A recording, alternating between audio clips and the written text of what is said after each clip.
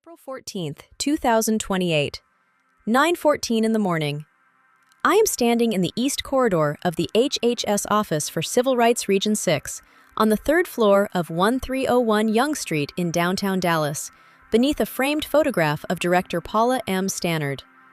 There is a small brass plaque on the wall that reads, Office for Civil Rights Region 6. I have a cherry red notebook in my left hand. It is an HIPAA CD11. It is open to the page where I wrote, on the 2nd of May 2027, the words, Day 480, Investigation Officially Open.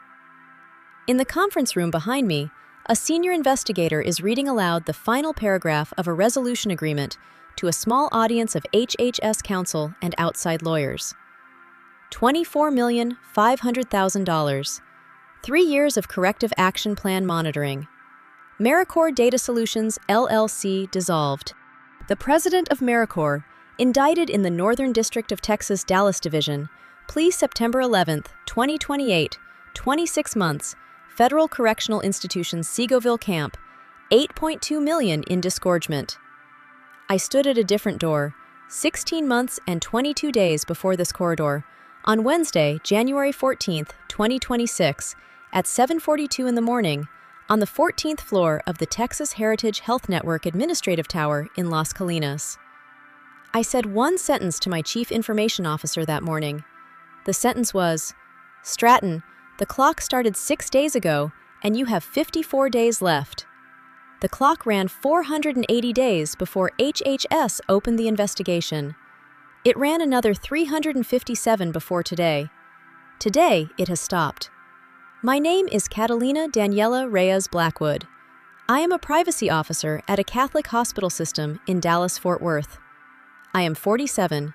I am Colombian. I am American. I am Catholic. 15 million patient records were posted to the dark web in December of 2024.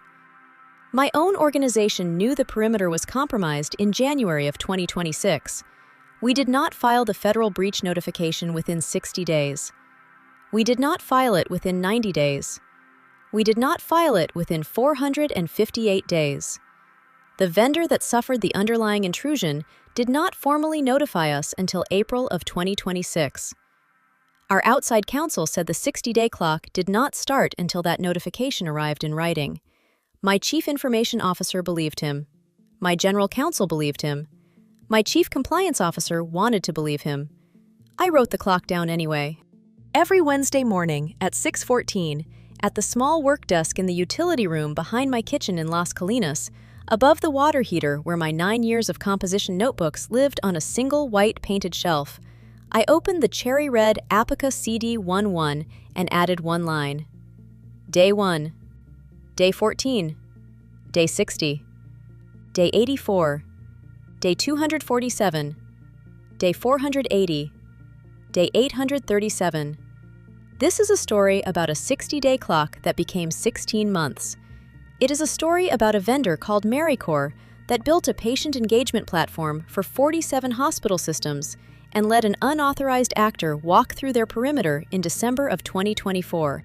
It is a story about my Chief Information Officer, who was educated at Highland Park ISD and Southern Methodist University and Wharton, who became an elder at Park City's Presbyterian Church, who sat on the board of the College of Healthcare Information Management Executives, and who believed in his bones that aggressive vendor stewardship under professional judgment was a higher fiduciary obligation than starting a 60-day notification clock that would have rattled 3,400,000 patient relationships. It is a story about my own general counsel, who advised in writing on the 19th of February 2026 that the breach perimeter was MeriCore's, and therefore the clock had not started for Texas Heritage. It is a story about my grandmother Mercedes Cartagena Vasquez, who was born in Bogota in 1908, and who taught me in the kitchen on a tile floor in 1986, when I was 7 years old and my father was signing civil engineering contracts at the kitchen table, that what is signed in silence is paid in spoken voice. Let me tell you how we got here. I was born in Bogota, Colombia in 1979. My father, Joaquin Esteban Reyes Cartagena, was a civil engineer for the City Water and Sewer Authority. He worked there for 31 years. He died in February of 2019 at Holy Family Hospital in Dallas of prostate cancer. He is buried in Holy Trinity Catholic Cemetery, Section Q, Plot 1418. My mother Esperanza is 71. She lives in the mother-in-law unit Marcus and I added to our Las Colinas duplex in 2019 after my father died. She still says the rosary in Spanish at 4 o'clock every afternoon. She still keeps Mercedes's old wooden crucifix on the wall above her bed. I came to the United States in 2001. I was 22. I worked as a medical records coder for 2 years in Garland. I took my HIM credentials in 2003. I married Marcus Andrew Blackwood Reyes in November of 2003 at St. Anne Catholic Church in Irving. Marcus was raised Episcopal in McKinney. He converted to Catholicism the spring before our wedding. He is an architect at the Beck Group in Dallas. He designs hospital interiors, ironically. He helped design 2 wings of the same Texas Heritage Administrative Tower, where I would later sit in a basement office for 18 months. I joined Texas Heritage Health Network in 2014. By 2026, we had 14 hospitals across Dallas-Fort Worth, 28,000 employees, $4.1 billion in annual revenue, 3.4 million patients on our active panel. The system was founded by the Sisters of Charity of the Incarnate Word in 1924, when the first hospital opened on a dusty lot in Fort Worth with 12 beds and 3 nuns. I had been a privacy officer for 19 years when the MeriCore patient engagement platform was breached. I had kept composition notebooks for the entire 12 years of my Texas Heritage tenure. 47 volumes by the start of 2026. They lived on a single shelf above the water heater in the utility room behind my kitchen at 2307 Hidden Ridge Drive in Las Colinas, Irving. Behind the water heater, there was a Sentry 1170 fireproof safe. The Sentry held an Apricorn Aegis Secure Key 3Z encrypted USB drive that I had carried since 2019. The Apricorn held everything that mattered. On the morning of Thursday, January 8, 2026, at 6:47 a.m., I was at the kitchen table on Hidden Ridge Drive, drinking the coffee Esperanza had brewed before her own morning routine. I was running my routine dark web monitoring scan, which I did every Thursday morning before work. The scan was through a private service I had subscribed to in 2019, paid out of pocket, $840 a year, because the institutional service Texas Heritage had contracted through MeriCore was, in my professional judgment, inadequate. That Thursday morning, the scan returned a hit. I read it 3 times before I believed what I was reading. A torrent had been posted to a dark web marketplace called Klept on December 11, 2024. The torrent was titled, MeriCore Patient Engagement Platform Database Dump 2024 December. The accompanying description named MeriCore Data Solutions LLC and listed the schema of the data dump. Patient identifiers, dates of birth, last 4 of Social Security ICD, 10 diagnosis codes, appointment histories, patient portal message contents, dependent relationship maps. The estimated record count was 15 million. 15 million. Texas Heritage's MeriCore deployment served 3.4 million patients. The other 46 MeriCore client hospital systems served the rest. I downloaded a single screenshot. I saved it to the Apricorn in an encrypted folder named Clock 0. I walked into the kitchen where my mother was sitting with her own coffee. I said, "Mamá, hoy va a ser un día largo." Mom, today is going to be a long day. She did not ask why. She crossed herself. At 7:06 a.m., I left the house in my 14-year-old navy leather Texas Heritage portfolio. The portfolio held my CHPS certification card, my CIPPUS certification card, my Texas Medical Records Privacy Officer card, and the single-page printout of the Klept listing. I drove the 12 minutes to the Texas Heritage Administrative Tower. I parked in my reserved privacy officer space on the 3rd floor of the south parking deck. I rode the elevator to the 9th floor and went to my open plan workstation in the Privacy and Compliance pod. I sent an email to Stratton Beaumont Whitlock Carrington at 6:47 a.m., timestamped from my desktop. The subject line was, "Urgent! Dark web posting affecting Texas Heritage patient population. HIPAA 60-day notification clock triggered. The body of the email stated my professional reading. Our internal 60-day clock had begun running in my reading today, January 8, 2026, the date of Texas Heritage actual knowledge through its privacy officer. We would need an emergency breach response team meeting. I attached the clef screenshot. I sent it. The read receipt came back at 6:51 a.m. Stratton did not reply. He did not call. He did not appear at my workstation. He did not schedule the breach response team meeting. At 7:35 a.m., I walked down to the Office Depot on Hidden Ridge Plaza and purchased a cherry red Apica CD11 college-ruled notebook for $14.40. I returned to the office at 7:53 a.m. I sat at my workstation. I opened the notebook to the first page. I wrote, in blue ballpoint, in print, not cursive. Day 1 of clock, January 8, 2026. Dark web posting from December 11, 2024, identified by privacy officer through private monitoring service. Email to CIO at 6:47 a.m. Read receipt 6:51 a.m. No reply by 7:53 a.m. Beginning Wednesday, anchored weekly entry protocol. I closed the notebook. I put it in my 14-year-old navy leather Texas Heritage portfolio. I went to a meeting on patient consent forms. I conducted the meeting as if my life had not changed. That evening, at 6:14 p.m., I returned to Hidden Ridge Drive. I walked into the utility room behind the kitchen. I placed the cherry red Apica CD11 on the small work desk above the water heater, next to the 47 moleskin composition notebooks on the shelf above. I opened the Century 1170. I took out the apricorn. I copied the cleft screenshot from my work device to the encrypted folder. I locked the safe. I did not tell Marcus. I did not tell Esperanza. I did not tell Lucia or Daniel. The clock had started. Wednesday, January 14th, 2026. 6:14 a.m. 6 days into the clock.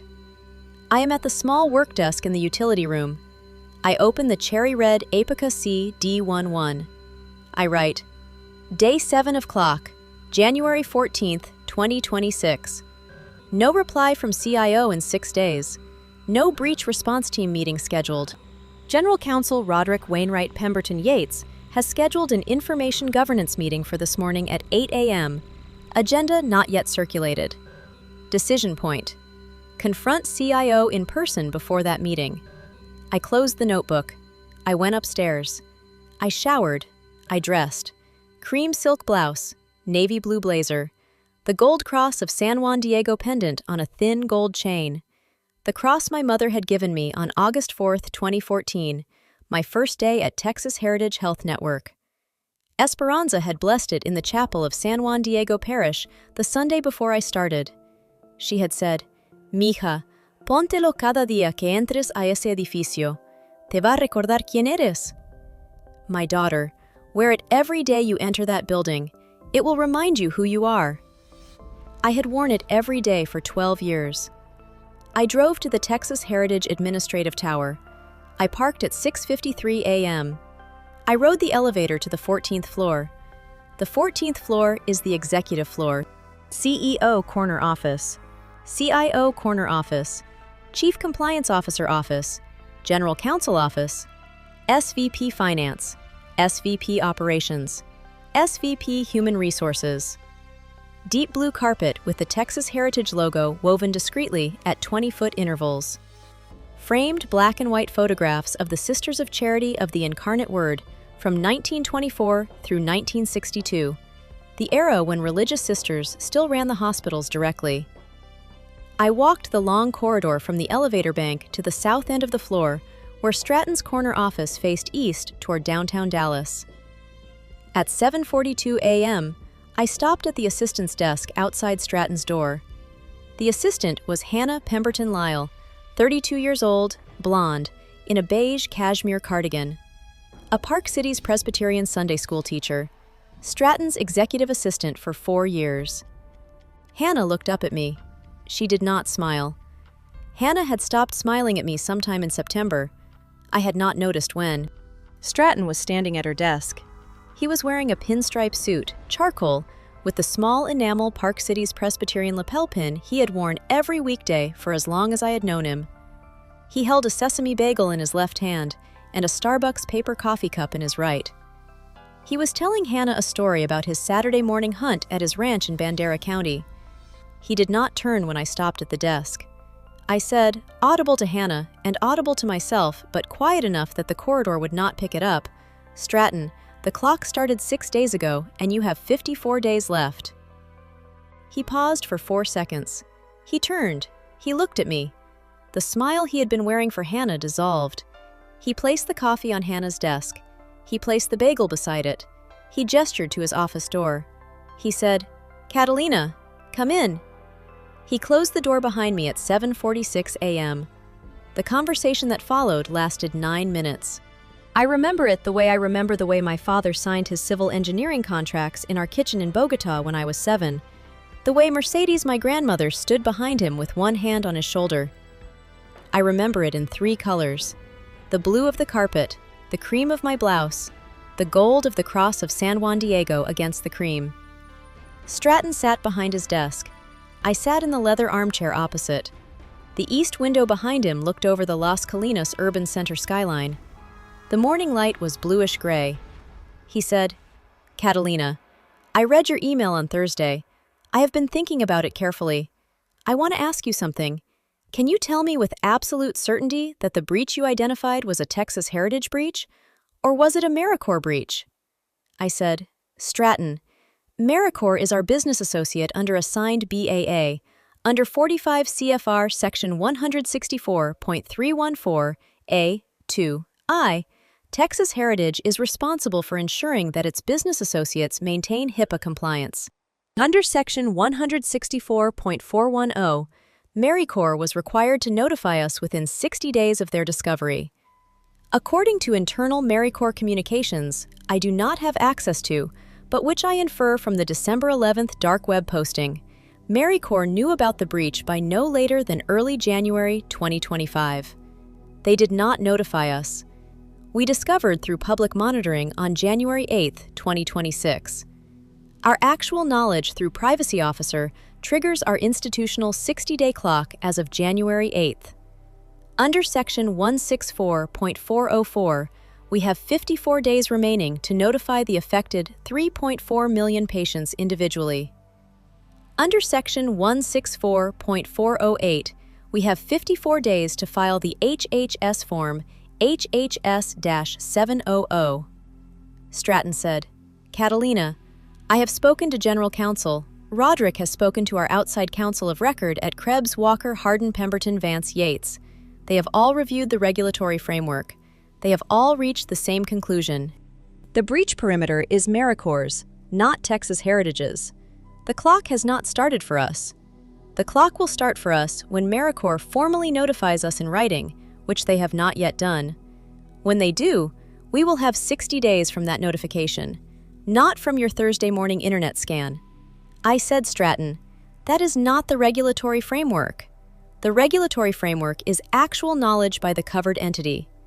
Texas Heritage, as a covered entity, has actual knowledge through its privacy officer.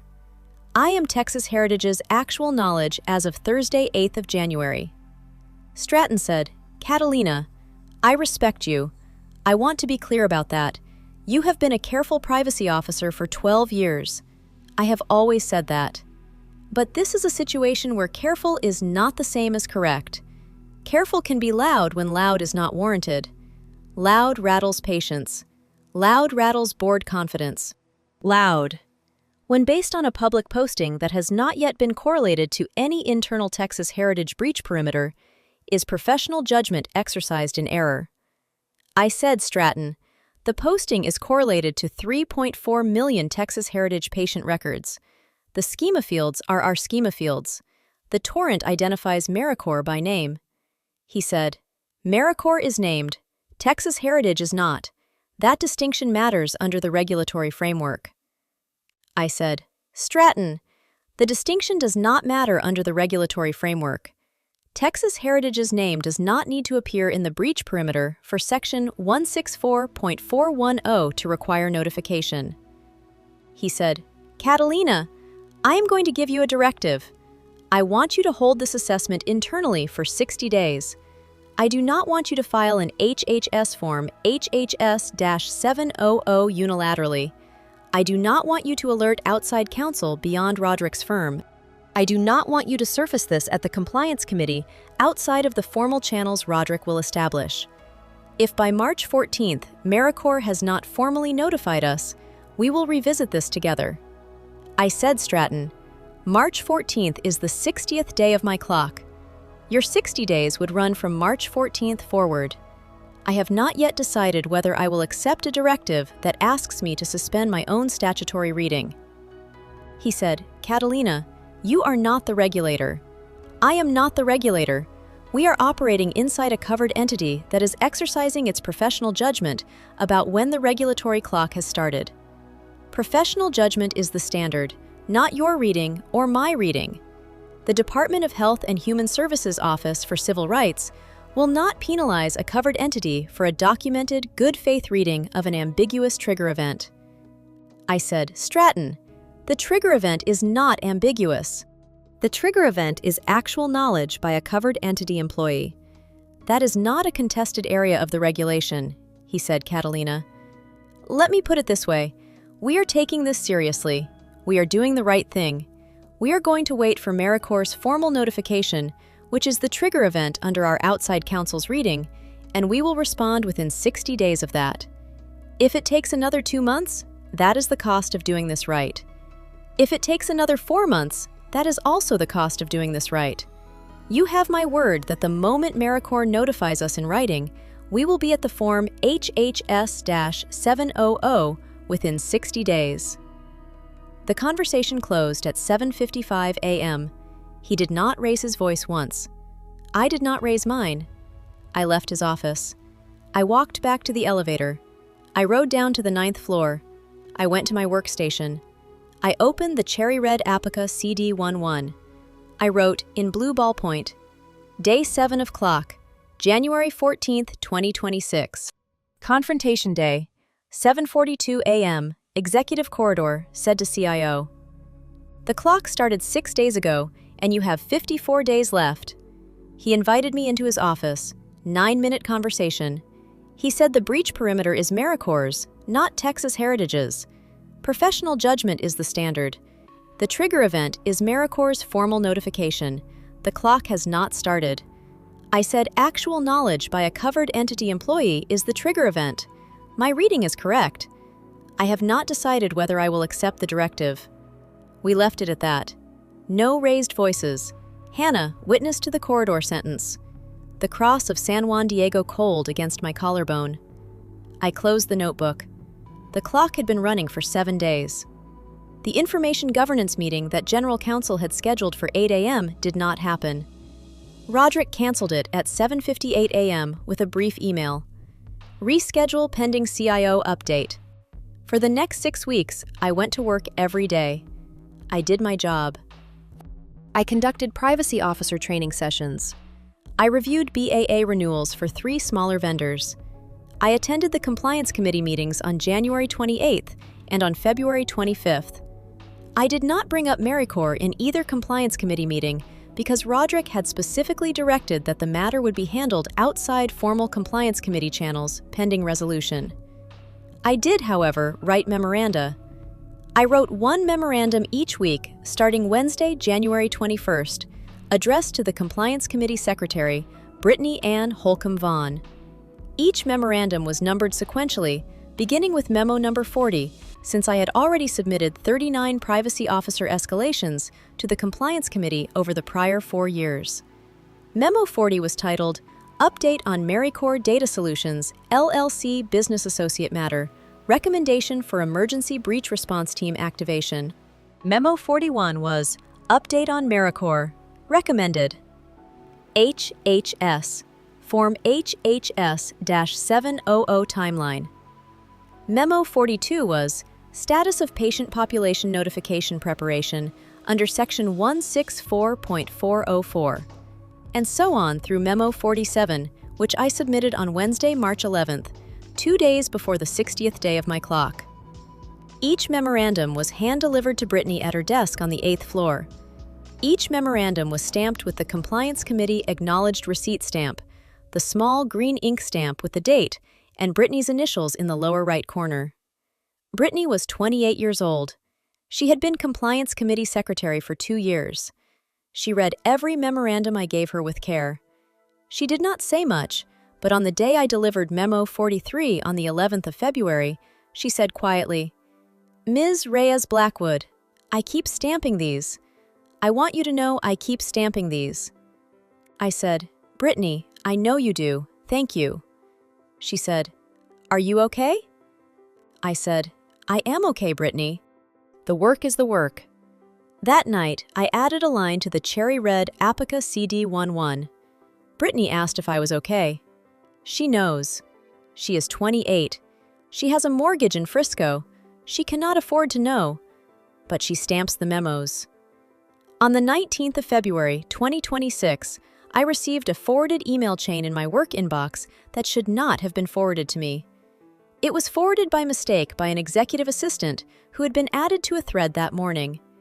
The chain ran between Stratton, Roderick, Adelita Maria Cabrera Quintero, SVP Chief Compliance Officer, and an outside counsel partner at Krebs Walker named James Eugene Cosgrove Yates. The subject line was, BFA notification timing. Recommend internal review prior to clock initiation. The chain was 27 messages long. I read the chain in my workstation chair, slowly, my hands flat on the desk. I did not print it to a Texas Heritage printer. I did not forward it to a personal email. I locked my workstation. I walked down to the cafeteria. I bought a black coffee. I sat at a small table near the south window where no one would sit at me. I memorized 7 of the 27 messages. That evening at 6:14 p.m., I returned to Hidden Ridge Drive. I went to the utility room. I opened the Century 1170. I took out the Apricorn. I plugged it into the locked laptop. I typed out the most important message from memory. Roderick to Stratton, February 17th, 3:42 p.m. The position remains that the Section 164.408 60-day clock has not started for Texas Heritage. The breach perimeter sits inside MeriCore's infrastructure. The trigger event under our outside counsel's reading is MeriCore's formal Section 164.410 notification in writing. Until that arrives, we are not in clock-running posture for federal notification purposes. Recommend continued internal review until MeriCore notifies. Stratton's reply at 4:11 p.m. Roderick, confirmed. Hold posture. Adelita, please ensure Catalina remains within privacy officer scope and that any external communication remains routed through legal. Adelita's reply at 4:47 p.m. Confirmed. I will manage internally. I typed all 27 messages from memory over 3 nights. I saved the file to the Apricorn. I locked the safe. I did not sleep well that week. I added a line to day 43 of the Cherry Red book. Smoking gun email chain, February 19. Roderick recommends do not start clock. Stratton confirms. Adelita confirms. I will manage internally. Adelita managing me is the warning sign. She will be the one who delivers the consequence. Not Stratton, not Roderick, Adelita. On the 28th of March, 2026, I called Marisol Carolina Echeverria Pacheco, LLP, and made an appointment to meet at her office on Camp Bowie Boulevard. Marisol was a Colombian-American sole practitioner I had met at San Juan Diego Parish in 2004, when she was an assistant U.S. attorney at the Justice Department Civil Rights Division, and I was a new HIM director at a small DFW community hospital. She had left DOJ in 2008 and opened her own practice. She specialized in healthcare privacy whistleblower work, which was a small specialty in Texas at that time. We were friends through the parish. Our daughters had attended the same Catholic school. We had eaten Thanksgiving dinner together for 14 of the last 22 years. When I sat down across from her on the 28th of March, in a small wood-paneled conference room with a Colombian flag pin on her lapel and a framed photograph of her Yale Law School class of 2001 on the wall, she looked at me for a long moment before she spoke. Then she said, in Spanish, "Catalina, ¿estás aquí como mi amiga o como mi cliente?" Are you here as my friend or as my client? I said, "Marisol, las dos, pero hoy más como cliente." Both, but today more as client. She said, "Okay, tell me everything." I told her. I started with the dark web scan on the 8th of January. I gave her day 1 through day 80 in 15 minutes. I gave her the email chain. I gave her the names. Stratton, Roderick, Adelita, the outside counsel partner at Krebs Walker. I did not give her the Apricorn drive yet. I told her about the cherry red Apica CD11. She listened without interrupting. When I finished, she sat for a moment. Then she said, "Catalina, this is going to take 18 months minimum. Are you ready?" I said, "Marisol, mi abuela me enseñó lo que cuesta el silencio. Estoy lista." My grandmother taught me what silence costs. I am ready. She said, "Then here is what we are going to do. You are going to continue your Wednesday entries. You are going to continue writing memoranda to the Compliance Committee. You are not going to bring up MeriCore at the Compliance Committee meetings because Roderick will use that as a basis to terminate you for cause if you violate his directive. You are going to wait for MeriCore to notify Texas Heritage in writing, which they will eventually do because the dark web posting is too public for them to maintain silence indefinitely. When they do, you are going to wait while Texas Heritage runs its own clock not starting position. We will then file Form HHS-700 with HHSOCR Region 6 Dallas through me as your counsel of record. We will file the same day with the Texas Attorney General Consumer Protection Division." I said, "Marisol, what if I am wrong about the regulatory reading?" She said, "Catalina, you are not wrong. You have a CHPS and a CIPPUS and 12 years at Texas Heritage and a clean record. You are reading the regulation the way HHSOCR reads it. Stratton and Roderick and Krebs Walker are reading it the way they want to read it. That is a separate problem. You are going to give the regulator the chance to apply its reading. That is what privacy officers do." I said, "Okay." She said, "One more thing. They are going to try to remove you from the privacy officer role. They are not going to fire you because firing you would create a clear retaliation case under federal law. They are going to promote you sideways, into a role that sounds like recognition but functions as silence. The role is going to be created specifically for you. The title is going to sound important. The function is not going to be important. When this happens, you will not protest. You will accept the role. You will continue to do your work. You will continue your Wednesday entries. You will let the sideways move be the cover that lets you file HHS-700 without anyone watching your terminal. Do you understand?" I said, "Marisol, I understand." She said, "Okay, the clock is running. Cada miércoles." I drove home that night through Friday afternoon traffic on the LBJ. I did not cry. I did not feel relieved.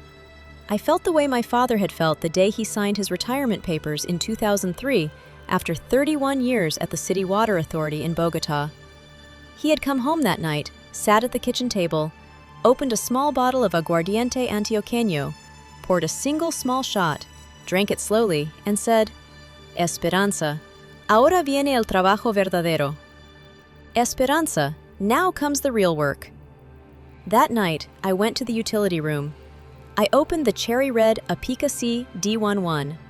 I wrote, "Day 73 of clock. Counsel retained. Marisol, 18 months minimum. Wait for MeriCore notification. File HHS-700, same day as Texas AG. They will try to move me sideways. I will accept the sideways. I will continue Wednesdays." The clock had been running for 73 days. Saturday, March 14th, 2026, 6:14 a.m., day 60 of clock. The day Texas Heritage would have needed to file Form HHS-700 and notify 3.4 million patients individually under Section 164.404 if Stratton and Roderick had accepted my reading of the trigger event. I sat at the small work desk in the utility room. I opened the cherry-red Apica CD11. The pages from January 14th through March 14th were filled with Wednesday entries, plus 7 non-Wednesday entries on emergency detail days. I read the 60 days back. Then I wrote, slowly. Day 60, March 14th, 2026. Clock expired. Texas Heritage did not file. CIO maintains MeriCore was responsible party. General Counsel maintains breach perimeter was MeriCore's. Outside Counsel of Record reading. Trigger event is MeriCore's formal Section 164.410 notification in writing, which has not arrived. Adelita is managing internally. Brittany continues to stamp the memos. Marisol is waiting. The 15 million patients do not yet know. The 340,000 Latin American DFW patients in the panel do not yet know. My mother does not yet know. My daughter does not yet know. My husband does not yet know. Mercedes, my grandmother knew, in 1986, in the Bogota kitchen, what silence costs. Today, the cost is 60 days. Tomorrow, the cost continues to compound. That evening, at 4:45 p.m., I drove to San Juan Diego Catholic Church on Northgate Drive in Irving. I attended Spanish language Mass at 5 p.m. with Father Joaquin Mendoza Cardenas presiding. Father Mendoza Cardenas had been pastor of San Juan Diego since 2014. He was 63 years old.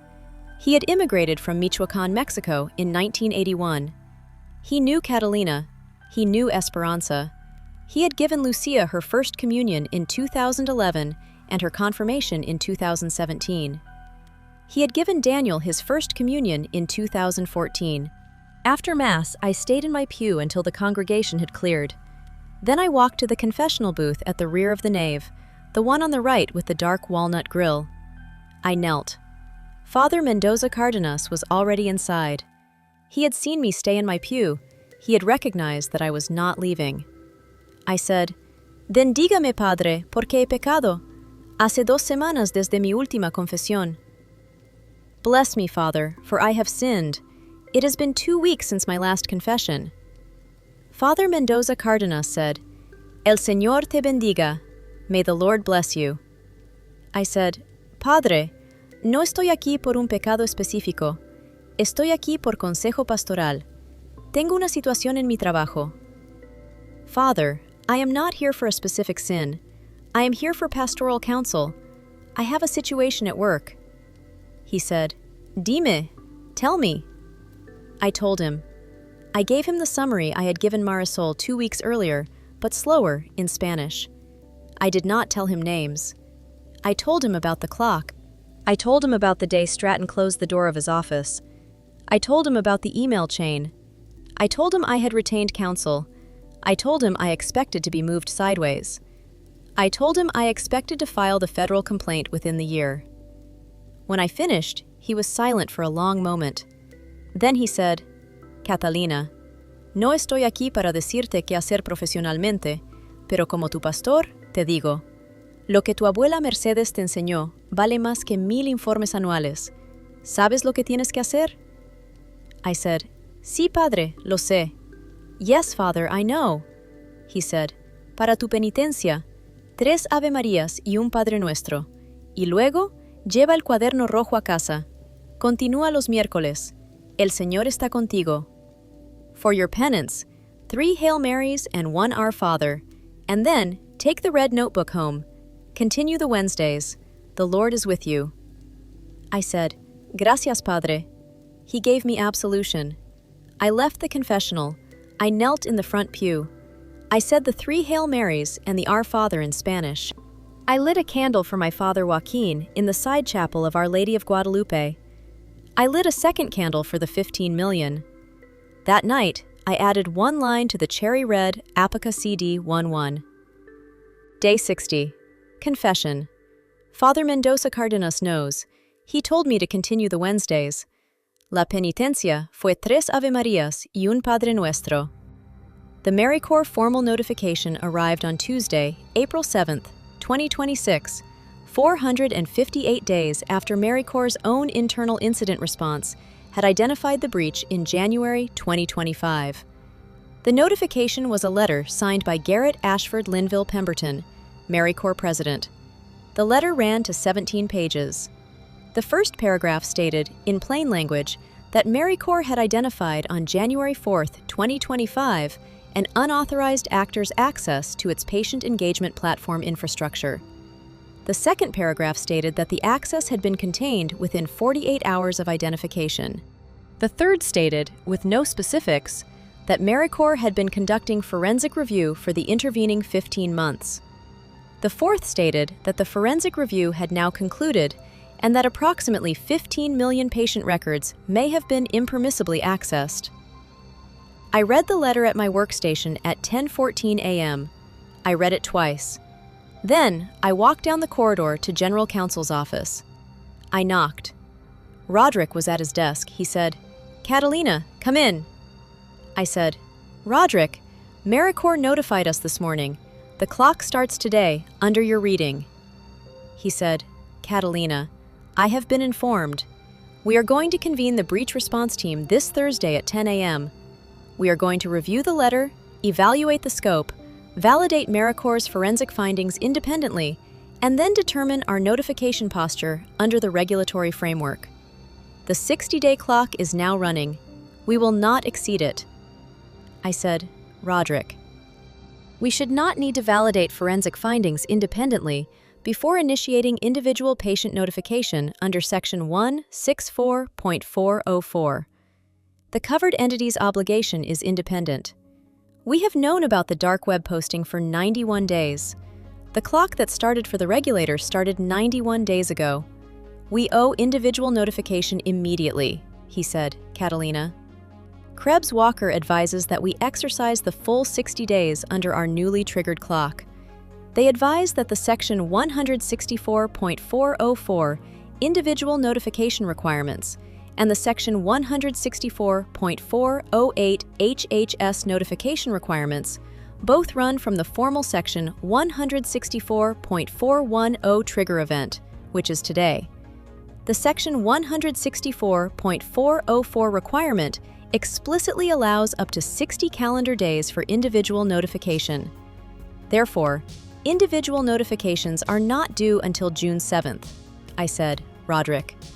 The Section 164.404 60-day standard is the outer limit, not the safe harbor. The regulation requires notification without unreasonable delay. A delay of 84 days from our actual knowledge is unreasonable on its face." He said, "Catalina, we have been over this ground. Stratton has been over this ground. The outside counsel reading prevails. The patient notification will be made within 60 days of today. Beyond that, we will not be revisiting the trigger event question." I said, "Roderick, I understand the position. I will note for the record, in my privacy officer memorandum, that I dissent from the trigger event interpretation. I will document my dissent in writing and submit it to the Compliance Committee." He said, "Catalina, that would not be a constructive use of the Compliance Committee's time. Stratton has been clear that this matter is being handled outside the formal Compliance Committee. I would advise against documenting dissent at this stage." I said, "Roderick, I am required by my professional certification standards to document dissent in writing when my reading of the regulatory framework differs from institutional posture. This is a CHPS and CIPPUS ethical obligation. I will submit Memorandum number 45 tomorrow morning." He said, "Catalina, that is your call, but understand that documented dissent does have consequences. I will need to inform Adelita and the HR team." I said, "Roderick, please do." I left his office. I returned to my workstation. I added a line to the cherry red Apica CD11. Day 84. MeriCore formally notifies Roderick declares the clock newly started today. Patient notification to occur within 60 days. I notified Roderick of my intent to document dissent. He warned of consequences. Memo 45 tomorrow morning. That afternoon, I wrote Memorandum 45. It ran 4 pages. It set out the regulatory framework under Section 164.404 plus Section 164.408 plus Section 164.410 plus high-tech Section 13402, the trigger event reading that actual knowledge by a covered entity employee constitutes the start of the clock, the dissenting institutional position, and the formal privacy officer dissent under CHPS and CIPPUS ethical standards. I delivered it to Brittany at 4:43 p.m. She read it standing at her desk. She did not look up when she stamped it. She said, "Ms. Reyes-Blackwood, please be careful." I said, "Brittany, I am being careful." She said, "Are you ready for what happens next?" I said, "I am ready, Brittany. Thank you." That night, I added a line to the cherry red book. Day 84 continued. Memo 45 delivered. Brittany stamped. Brittany asked if I was ready for what happens next. The 45 memos are now in the institutional record.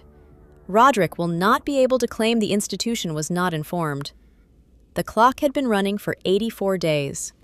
The MeriCore institutional clock, under Roderick's reading, had been running for 1 day. Both clocks would converge in time, May and June of 2026. The days I spent on the Latin American patient subclass, forensic cross-reference, in late April, after the MeriCore formal notification, but before patient notification went out in early June, I did the work that would later become the moral core of the HHSOCR Region 6 evidentiary submission. I built, on my private laptop in the utility room, in evenings and on Saturday mornings while Esperanza was at her Catholic Daughters of the Americas chapter meeting, a forensic cross-reference between the Texas Heritage 3.4 million patient panel exposed in the MeriCore breach and the demographic indicators that would identify the Latin American DFW patient subclass. The cross-reference was constructed from data I had legitimate access to as privacy officer. Spanish-language patient portal preference indicators. Surname distribution analysis using Census Bureau Hispanic surname tables. Primary language on file indicators from intake forms. DACA status indicators in demographic fields where patients had voluntarily disclosed. Address geocoding against zip code clusters with high Latin American immigrant household percentages. The cross-reference produced an estimated 340,000 patients with immigration-adjacent secondary vulnerability. These were patients whose PHI exposure carried compounding risk beyond the baseline 15 million. Their exposure, combined with separate State Department, USCIS, and ICE adjacent data ecosystems, in ways that the general patient population's exposure did not. I built 3 patient case studies as anchor examples, each pseudonymized but factually accurate. The first case was Magdalena Reyes Sotomayor, 67 years old, Salvadoran Catholic immigrant who had arrived in the United States in 1983 via the wave of Salvadoran refugees who came to North Texas during the Civil War years. She lived in a small ranch home in Garland, 3 blocks from St. Cecilia Catholic Church, where Esperanza had once taught ESL. Magdalena's PHI exposure included her ICD-10 diabetic diagnosis codes and her appointment history at the Texas Heritage Clinic in Garland over the prior 8 years. Her son, Wilfredo, a 42-year-old electrician in Mesquite, received a medical identity theft notification in October 2025. $23,000 in fraudulent medical billing had been submitted to Medicaid using Magdalena's identifying information. The fraud had originated through a sequence of dark web data correlations across multiple breach sources, but the MeriCore breach was a primary contributor. Magdalena's Social Security application had been compromised. Wilfredo had spent 18 months reconstructing her records. He had spent 6 months sleeping 4 hours a night. The second case was Joaquin Salvador Vasquez Aragon, 41 years old, Honduran Catholic immigrant. His PHI exposure included an immigration-adjacent indicator he had answered honestly on his Texas Heritage intake form 7 years earlier. Following the dark web data correlation in late 2025, an unrelated administrative inquiry from Immigration and Customs Enforcement had begun on Joaquin Salvador's status. The inquiry was eventually dismissed in late 2026.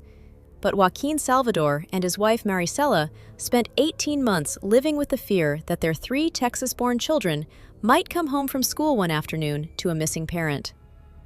The third case was Esperanza Cruz Mendieta, 54 years old, Mexican Catholic immigrant who had lived in Plano for 22 years. Her PHI exposure included her OB/GYN appointment history at Texas Heritage between 2020 and 2025. Her ex-husband Roberto, from whom she had divorced under circumstances involving emotional abuse, had obtained the OB/GYN records through a paid dark web reseller in October 2026. He had then submitted them, partially redacted to obscure their origin, to a Collin County family court in support of a motion to modify their custody arrangement. The motion was eventually denied after the family law attorney established the chain of custody. But Esperanza Cruz Mendieta lived for 9 months in the fear that her 2 children might be rehoused with Roberto. I built each case file. I added each to the supplementary memorandum. The 3 case studies were the moral core. The 340,000 was the scale. When I delivered the full evidentiary memorandum to Marisol in September of 2026, she read the 3 case files in her wood-paneled conference room. When she finished, she removed her reading glasses. She said in Spanish, "Catalina, esto va a romper algunas puertas in Washington." "This is going to break some doors in Washington." I said, "Marisol, las puertas necesitan romperse." The doors need to be broken. Monday, September 14th, 2026, 4:43 p.m., the Magnolia Room, HR Conference Room, 14th floor of the Texas Heritage Administrative Tower. Adelita Maria Cabrera Quintero, SVP Chief Compliance Officer, sat across the round laminate top table from me. She wore a charcoal gray pantsuit and a small enamel Catholic Health Association of Texas lapel pin. Her hands were folded in her lap. She had a single sheet of paper in front of her, printed on Texas Heritage letterhead. She had pre-read the letter to herself before I arrived. I knew this because the print was slightly smudged near the bottom where her thumb had rested. She said, "Catalina, thank you for coming. I want to talk with you about a transition that the leadership team has been working on for several months.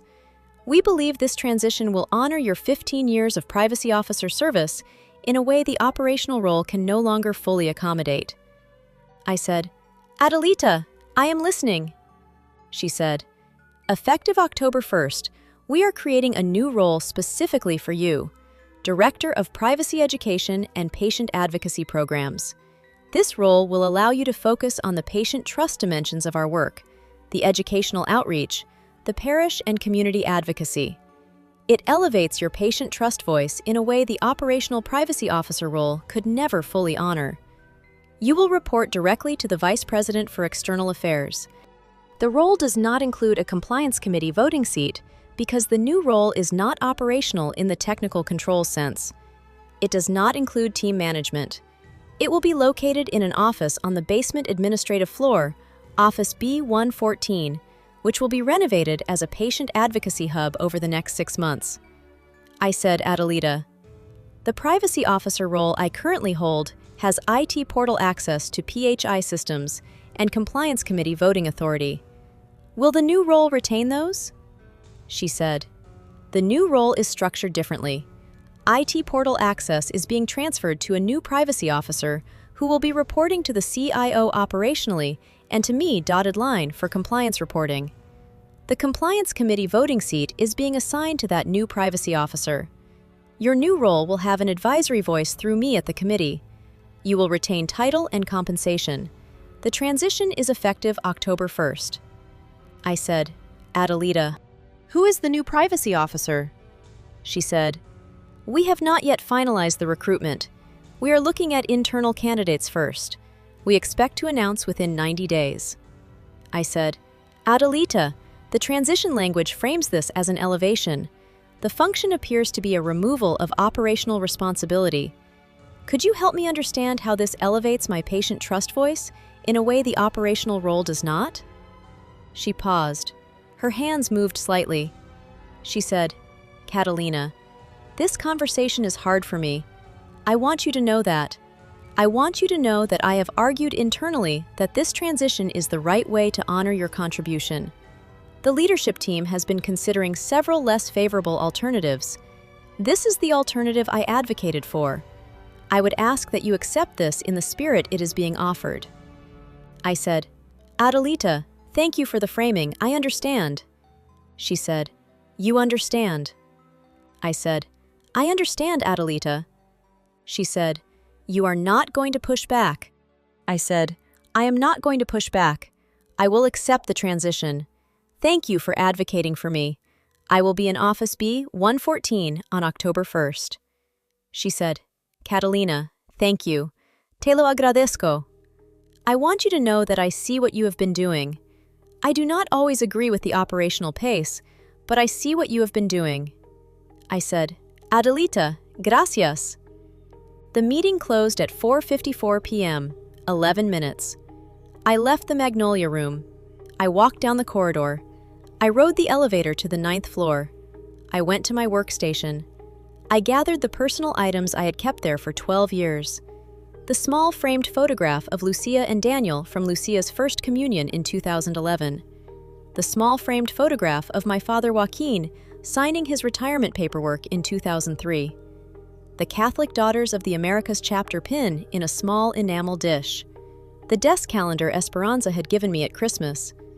I packed them into a small canvas tote bag. I did not pack any work documents. I did not pack any composition notebooks. Those were already at home. I left the workstation at 5:33 p.m. I drove home through rush hour traffic. I called Marisol from the car. I said, Marisol, hoy es el día. She said, Estoy en la oficina. Ven directamente. I arrived at Marisol's office on Camp Bowie Boulevard at 7:38 p.m. Marisol was waiting with the conference room set up. She had coffee. She had a printer ready. She had her laptop open to the HHSOCR Region 6 Secure Attorney Portal. I unpacked my 14-year-old navy leather Texas Heritage portfolio.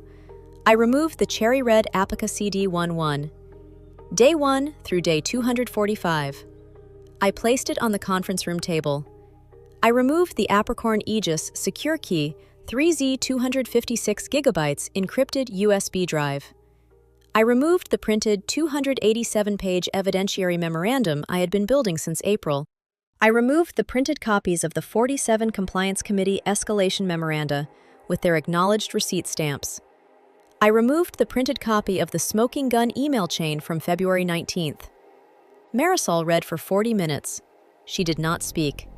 She read the memoranda first. Then she read the email chain. Then she opened the Apricorn on her own air-gapped laptop and reviewed the encrypted folder structure. Then she read the supplementary memorandum with the 3 case studies on Magdalena Reyes Sotomayor, Joaquin Salvador Vasquez Aragon, and Esperanza Cruz Mendieta. When she finished, she said, Catalina, ¿estás lista? You are ready. I said, Estoy lista. At 7:48 p.m., Marisol electronically filed Form HHS-700 with HHSOCR Region 6 Dallas through the Secure Attorney Portal. She attached the evidentiary memorandum, the email chain, the 47 memoranda, and the case studies supplementary file. She did not attach the Apricorn drive itself, but the evidentiary memorandum referenced its existence and its location at Hidden Ridge Drive. At 7:51 p.m., the electronic acknowledgment came back.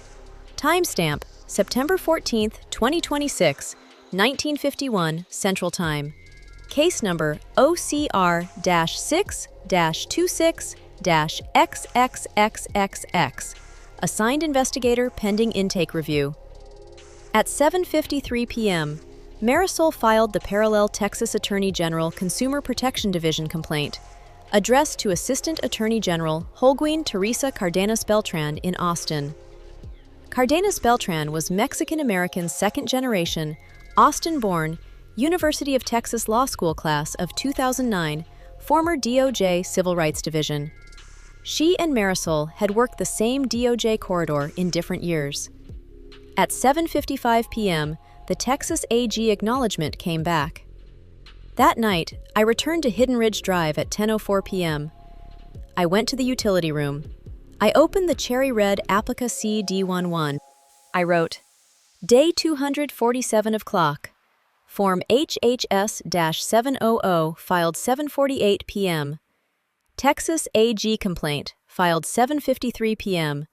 Case number OCR-6-26-XXXXX. Adelita this afternoon told me the transition is effective October 1st. She thinks she advocated for me. She did. She also delivered the move. Both things can be true. La abuela Mercedes tenía razón. Lo que se firma en silencio se paga en voz alta. El silencio terminó esta noche. Grandmother Mercedes was right. What is signed in silence is paid in spoken voice. The silence ended tonight. I closed the notebook. I locked the safe. I went upstairs. Marcus was in bed reading. I said, Marcus! He looked up. I said, I filed today. He said, at Texas Heritage. I said, at HHS. He said, federal. I said, federal. And Texas AG.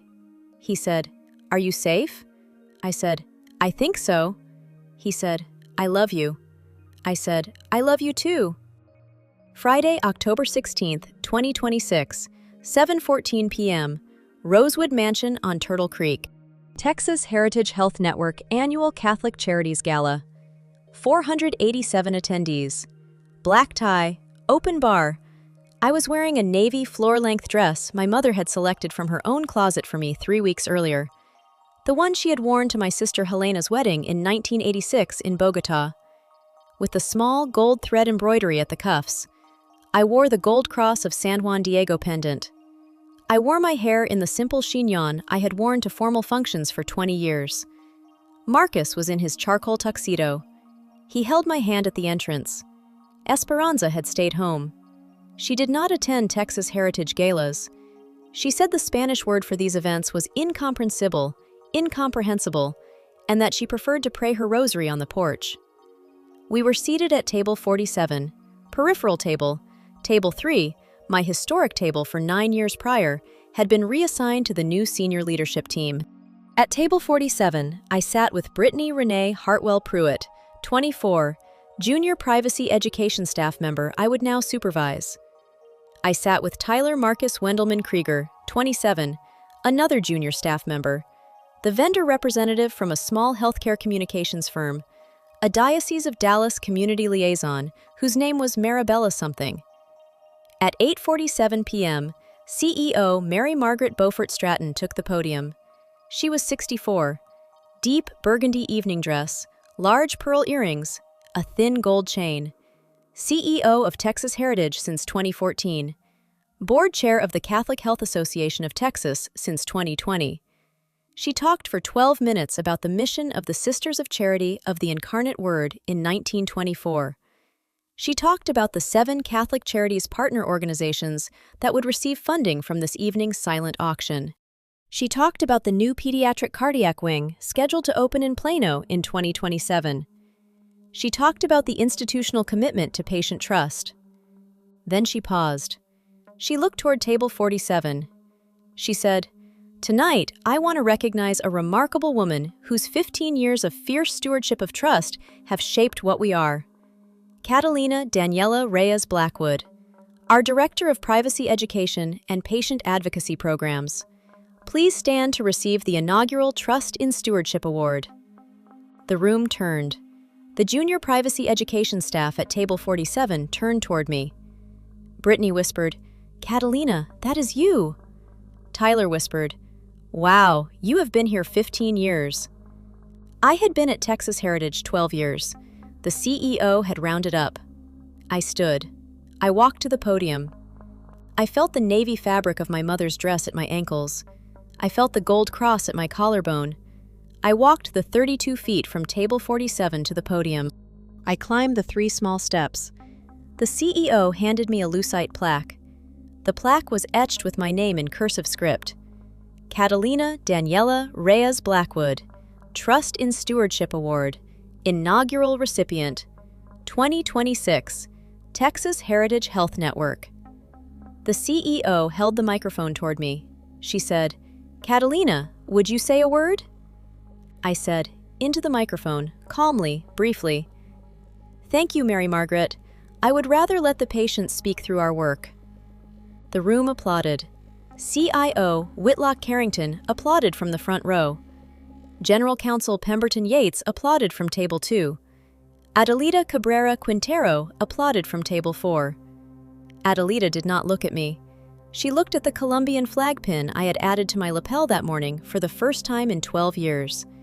The pin had been my father's. He had worn it on the lapel of the suit he wore to his retirement signing in 2003.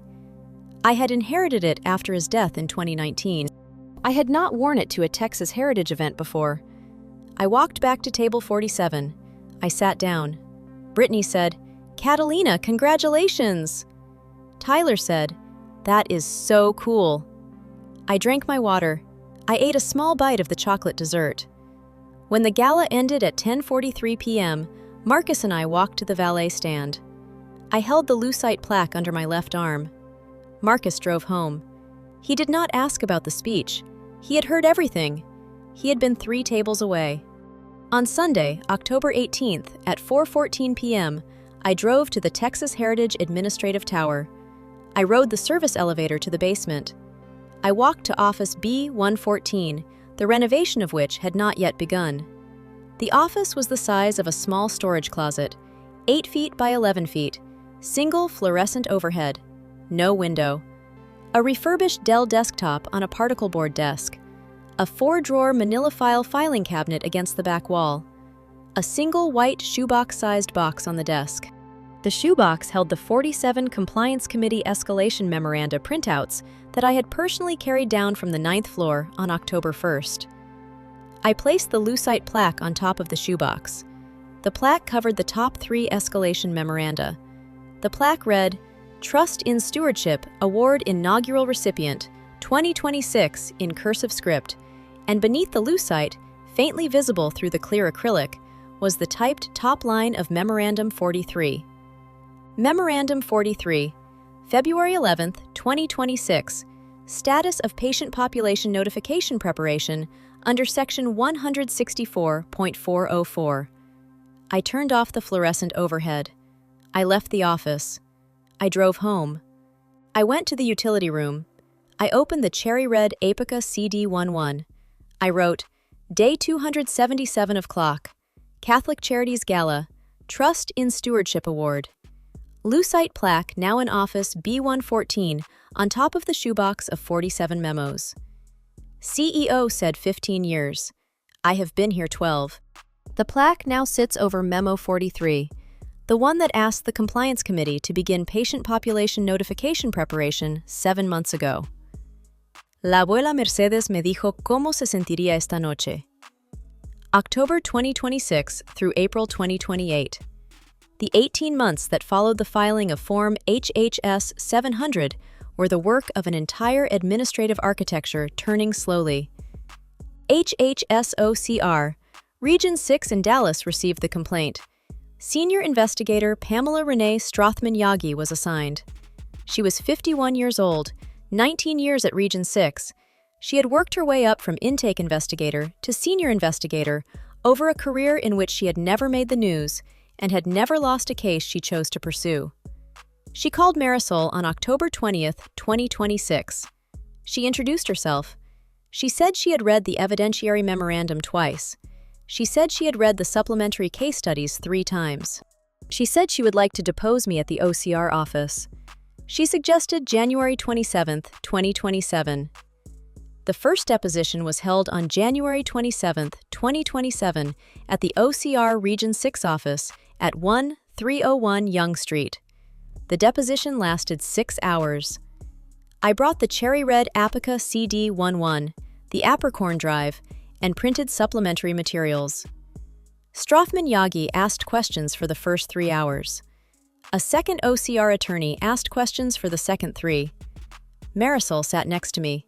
She answered 3 procedural questions. Otherwise, she let me speak. I read aloud from the cherry red book at 4 inflection points. Day 7, Day 43, Day 84, Day 247. There would be 3 additional deposition sessions over the following 12 months. Each session covered different evidentiary terrain. The Department of Justice, Northern District of Texas, Dallas Division, opened a parallel criminal inquiry on August 14, 2027.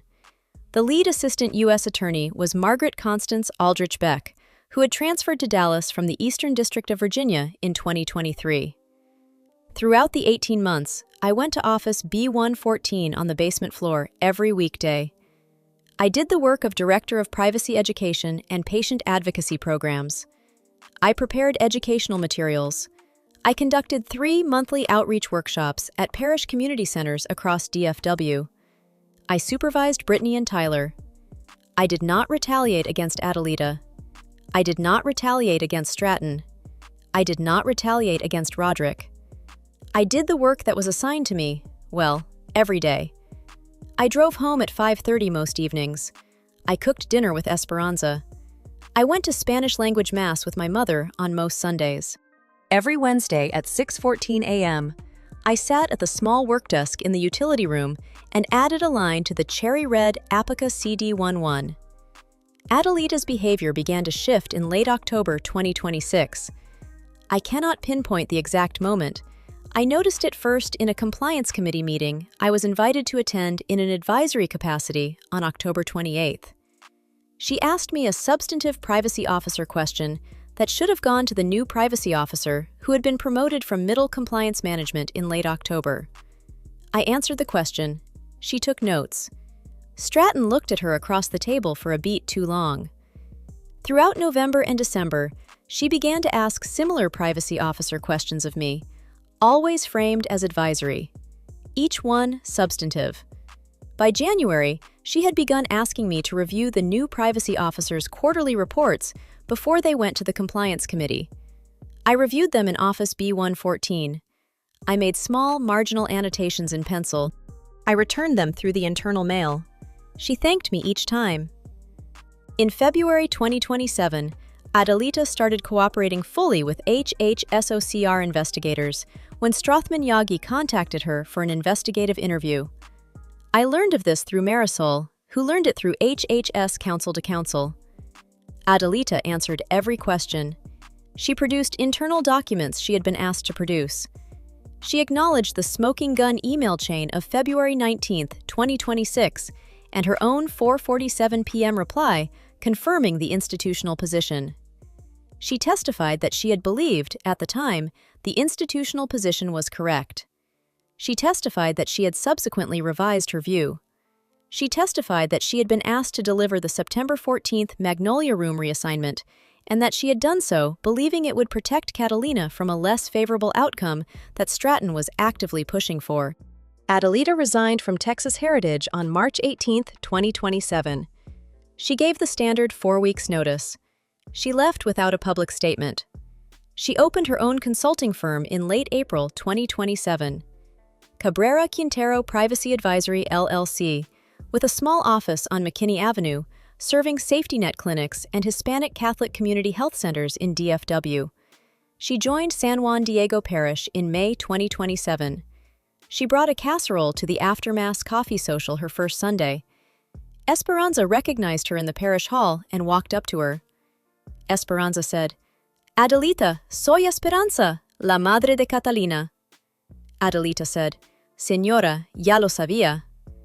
April 14, 2028, Tuesday, 9:14 a.m., HHSOCR Region 6 Office, Conference Room A. In Conference Room A, Senior Investigator Pamela Renee Strothman Yagi. OCR Region 6 Director Kareem Eldridge Halloran Patel. OCR Region 6 Attorney Marshall Tennant Hoffman Vance. Texas Heritage Outside Counsel Beverly Catherine Stratton Cosgrove from Krebs Walker, a different partner from the one who had advised on February 19, 2026. Texas Heritage General Counsel Roderick Wainwright Pemberton Yates. And from Washington, D.C., via secure video conference, HHSOCR Director Paula M. Stannard herself. In a smaller observer's room across the hall, me, MeriCore, AAG Cardenas Beltran, AUSA Aldrich Beck. Director Stannard read the final paragraph of the resolution agreement aloud at 9:16 a.m. The terms: $24,500,000 civil monetary penalty payable by Texas Heritage Health Network to the United States Treasury within 90 days. 3-year corrective action plan. External monitor compensation. Quarterly compliance reports. Semi-annual on-site audits. Mandatory HIPAA privacy officer training for every Texas Heritage employee. Public quarterly transparency dashboard of breach notification timelines. Mandatory third-party penetration testing of all BAAAs annually. Mandatory annual BAA review with legal counsel sign-off independent of CIO chain. External monitor to be selected by HHSOCR within 60 days of agreement execution. The resolution agreement was signed at 9:43 a.m. The parallel Texas AG settlement was signed in Austin on April 28. $4.7 million consent decree. Texas Heritage agreed to a separate state-level corrective action plan running concurrently with the federal CAP. Patient credit monitoring provided for 10 years to all affected Texas Heritage patients. The class action MDL was filed in the Northern District of Texas, Dallas Division, in August 2028. Named plaintiffs included Magdalena Reyes Sotomayor, Joaquin Salvador Vasquez Aragon, and Esperanza Cruz Mendieta, along with 4 other class representatives. The aggregate settlement, finalized in October 2028, came to $94 million. MeriCore Data Solutions LLC was dissolved on April 22, 2028. The corporate assets were liquidated through bankruptcy. Trident Capital Partners and Banyan Tree Equity LP, the PE backers, settled an FTC Section 5 unfair or deceptive practices action for $3.4 million in July 2028. Garrett Ashford Linville Pemberton was indicted in the Northern District of Texas, Dallas Division, on February 14, 2028. The indictment included conspiracy to commit healthcare fraud under 18 U.S. C-1349, healthcare fraud under 18 U.S. C-1347, relating to the false SOC2 Type 2 attestation marketing, and false statement to federal investigators under 18 U.S. C-1001. He pleaded to the conspiracy count on September 11, 2028. He was sentenced on December 7, 2028, to 26 months at FCI Segoville Camp, 36 months supervised release, and $8.2 million in disgorgement. CIO. Stratton Beaumont Whitlock Carrington was never indicted. He retained his CIO position through the entirety of the 3-year corrective action plan monitoring period. He retained his Park Cities Presbyterian Church elder seat. He retained his chime board appointment. He never apologized publicly. He attended my retirement ceremony from Texas Heritage in 2033 when I left at age 55, and he shook my hand and said, "Catalina, you did good work." I thanked him for his service. We did not speak again. CEO Mary Margaret Beaufort Stratton retained her CEO position through the CAP monitoring period. She retained the Catholic Health Association of Texas board chair. Her compensation was $4.7 million in 2028, $4.8 in 2029, $5.1 in 2030. General Counsel Roderick Wainwright Pemberton Yates retained his general counsel role through the settlement period. He was not professionally disciplined. He retired on his own schedule in 2030. Krebs, Walker, Hardin, Pemberton, Vance, Yates retained Texas Heritage as a client. I received no whistleblower monetary award. HIPAA has no key TAM structure. I received one private letter from AAG Cardenas Beltran, dated April 30, 2028, on Texas AG letterhead, acknowledging my role in the state-level enforcement. I kept the letter in the lower right drawer of the desk in Office B-114, beneath unopened legal pads. It is still there. I have not read it since the day I received it. On May 1, 2028, I was offered a lateral role, Senior Director of Privacy and Patient Trust Operations, reporting through compliance to the new CEO, who would replace Mary Margaret Beaufort Stratton in late 2030. Salary, $147,000. The role restored my Compliance Committee voting seat. It did not restore the Operational Privacy Officer title. I accepted. I have remained at Texas Heritage Health Network ever since. I do not believe in walking away from a corrective action plan once the regulator has imposed it. The CAP needs privacy officers who care about its substantive implementation. I am one of those privacy officers. In October 2027, halfway through the resolution agreement pendency, I launched the Catholic Charities of Dallas Privacy Education Program as an unpaid advisory role. The program offers HIPAA training in Spanish at parish halls across the Dallas Diocese to safety net clinic staff and immigrant community health workers. The inaugural workshop was held at St. Cecilia Catholic Church in Garland on July 14, 2028, in the same parish where Esperanza had taught ESL for 15 years.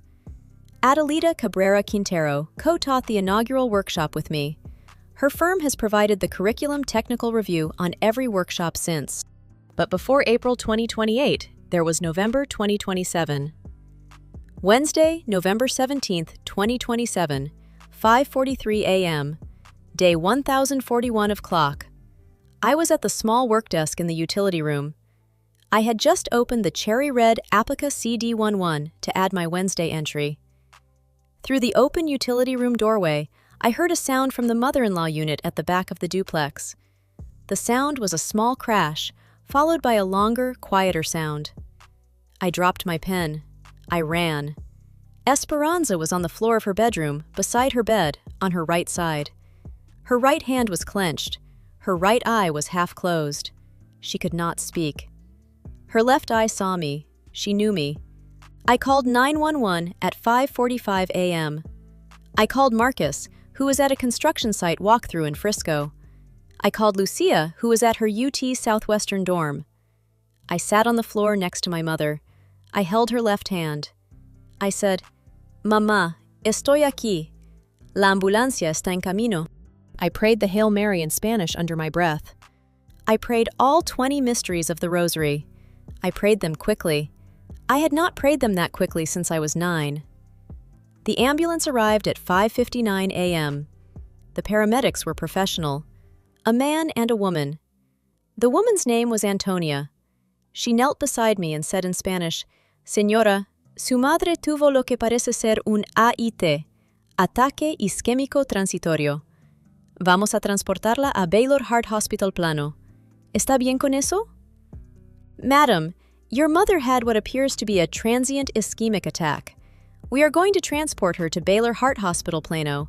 Is that all right?" I said, "Sí." "Baylor. No, Texas Heritage, por favor." Antonia said, "Entendido." I rode in the ambulance with my mother. At the hospital, they confirmed minor ischemic stroke, right side affected, recovery prognosis good with physical therapy. Esperanza was discharged on November 20th. Lucia took a week off her clinical rotations to help with her grandmother's home care. On the following Wednesday, November 24th, 4 days after Esperanza came home, I sat in the chair beside her bed at 3:30 p.m. She had been napping. She woke. She looked at me. She had recovered enough speech that she could form full sentences again, slowly. She said, "Mija, Catalina, ven aquí." "My daughter, come here." I leaned closer. She said, "Tu abuela Mercedes, lo que se firma en silencio se paga en voz alta. Te lo enseñé bien." I said, "Mamá, me lo enseñaste perfectamente." She said, "Y lo que escribes, el cuaderno rojo, está pagando ahora en voz alta." I said, "Sí, mamá, cada miércoles. Cada miércoles." She said, "Bueno." She closed her eyes. She slept for 2 more hours. That night, I added a line to the cherry red Apica CD11. Day 1048 of clock, Esperanza recovering.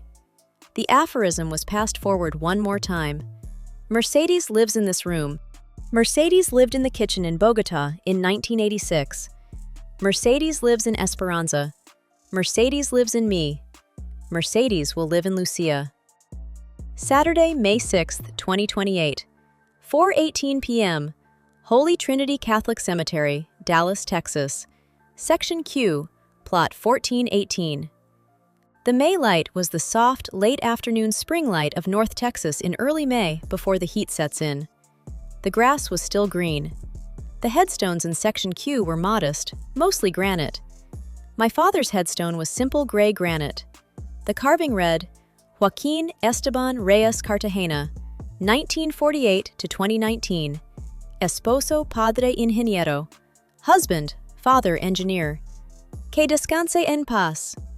I carried a single yellow chrysanthemum, cut that morning from the small chrysanthemum bed Esperanza maintained in the corner of our Las Colinas backyard.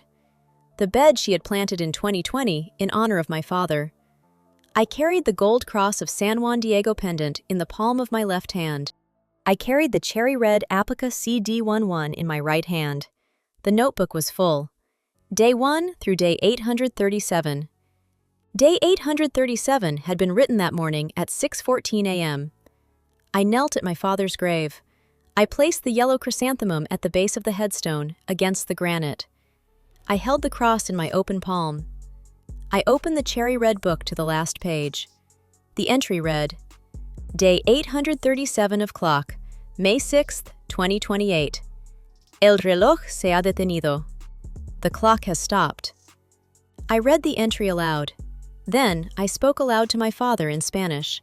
I said, Papá, te he traído el cuaderno rojo. Está completo. Cada miércoles. Lo que la abuela Mercedes me enseñó hace 42 años, papá. Father, I have brought you the red notebook. It is complete. Every Wednesday, what grandmother Mercedes taught me 42 years ago, father. I paused. I felt the breeze. I heard a single mockingbird in the small live oak behind Section Q. I said, Lo que se firma en silencio se paga en voz alta. Y lo que se paga en voz alta, papá, queda en el aire para los que escuchan. What is signed in silence is paid in spoken voice, and what is paid in spoken voice, father, stays in the air for those who listen.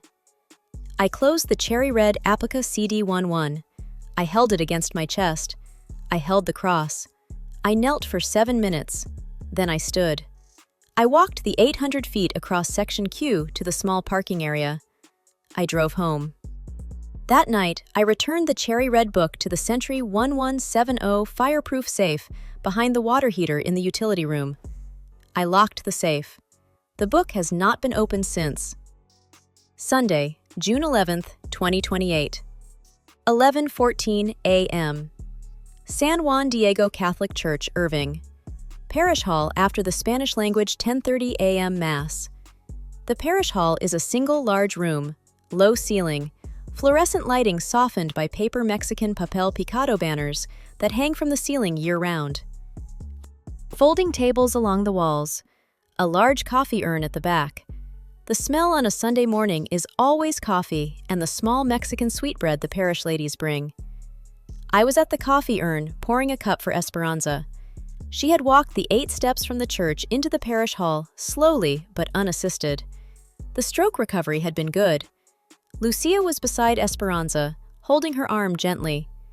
Father Joaquin Mendoza Cardenas was working the room. Adelita Mireya Cabrera Quintero walked toward us. She had joined San Juan Diego the previous May. She came every Sunday with her mother, who had moved up from San Antonio in 2027 after Adelita's father died. Adelita was wearing a simple beige cardigan over a white blouse. She said, Catalina, Esperanza, Lucia, buenos dias. I said, Buenos dias, Adelita. She said, ¿Tienen un momento? I said, Sí. She said, in a quiet voice in Spanish, Catalina, perdóname. I said, Adelita, no hay nada que perdonar, solo hay trabajo que hacer. She looked at me. She had not expected the response, or perhaps she had expected it and needed to hear it anyway. She said, Lucia, are you starting your 3rd-year clinical rotation soon? Lucia, 23 now, said, In August, I am thinking pediatrics. I am also looking at health policy concentration. Adelita said, There is good work in health policy, Lucia. Privacy and patient trust will need careful privacy officers for the next 40 years. Lucia said, "That is what my mother says." Adelita said, "Your mother is right." Esperanza, slowly in Spanish, said, "Adelita, ¿quieres venir a cenar con nosotros un domingo?" Adelita said, in Spanish, "Sí, señora, me gustaría mucho." We exchanged dates. The 14th of July, 2028, the same evening as the inaugural Catholic Charities of Dallas Privacy Education Program workshop at St. Cecilia in Garland. Wednesday, October 18th, 2028, 7:11 p.m., the Las Colinas Duplex Dining Room. We were at the long oak dining table Marcus and I had bought at an estate sale in 1996 when we first moved to Texas. The table had been polished that morning by Esperanza. The Sunday china was out. The simple white china with the thin gold rim my mother had brought from Bogota in 2003. Esperanza had cooked ropa vieja, the slow, braised, shredded beef in tomato and bell pepper and onion that her own mother, Mercedes, had cooked in their Bogota kitchen for the family every Sunday for 52 years. She had cooked arepas. She had cooked white rice and black beans. There was flan for dessert. There was a small bottle of aguardiente antioqueño on the sideboard for Marcus. The KCBI-FM Catholic radio station was playing softly on the small kitchen radio in the corner. The dining room was lit by a single, warm, overhead pendant. On the sideboard, beside the framed 1986 Bogota kitchen photograph, Mercedes in her gray cardigan, Esperanza age 30 in a yellow dress, me at 7, holding the back of my father's chair while he signed his civil engineering contracts. The cherry-red Apica CD11 sat closed.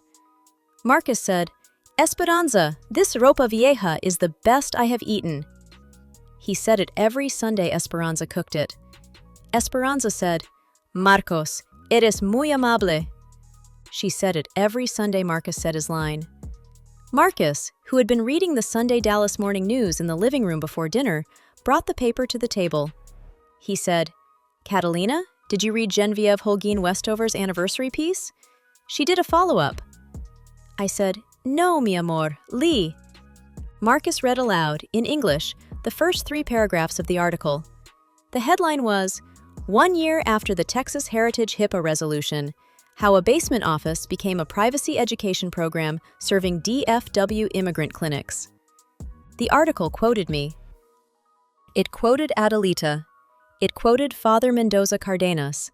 It did not quote Stratton or Mary Margaret or Roderick. None of them had returned the reporter's calls.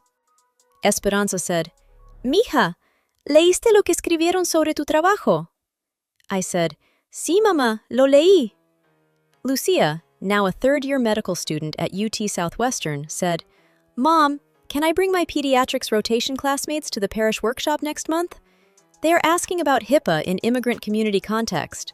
Some of them have never thought about it from a patient trust angle. They have only thought about it as compliance paperwork." I said, "Yes, mija, bring them all." Daniel, 21, a junior in civil engineering at Texas State, said, "Mom, abuela would be proud." I placed my hand on Daniel's hand briefly. The cross of San Juan Diego at my collarbone was warm from the day. Marcus had set down the newspaper. He was looking at me. Esperanza was looking at the framed photograph on the sideboard. Lucia was watching her grandmother. Daniel was looking at his mother. I said in a quiet voice that the room held, "Lo que se firma en silencio se paga en voz alta. Y lo que se paga en voz alta queda en el aire para los que escuchan." What is signed in silence is paid in spoken voice, and what is paid in spoken voice stays in the air for those who listen. I said in English after a moment, "My name is Catalina Daniela Reyes Blackwood. I am a privacy officer. I am a Catholic. I am Colombian. I am American. I logged the clock for 16 months. That is what I am for." The cherry-red Apica CD11 on the sideboard caught the warm overhead light. The framed 1986 Bogota kitchen photograph caught the warm overhead light. The small gold cross at my collarbone caught the warm overhead light. The room held all of us, and held the silence after my words, and the silence after the silence, and the small sound of Esperanza laying down her fork. The clock had stopped on the 14th of April, 2028. It had run for 837 days. I had written it down every Wednesday. That is what I am for.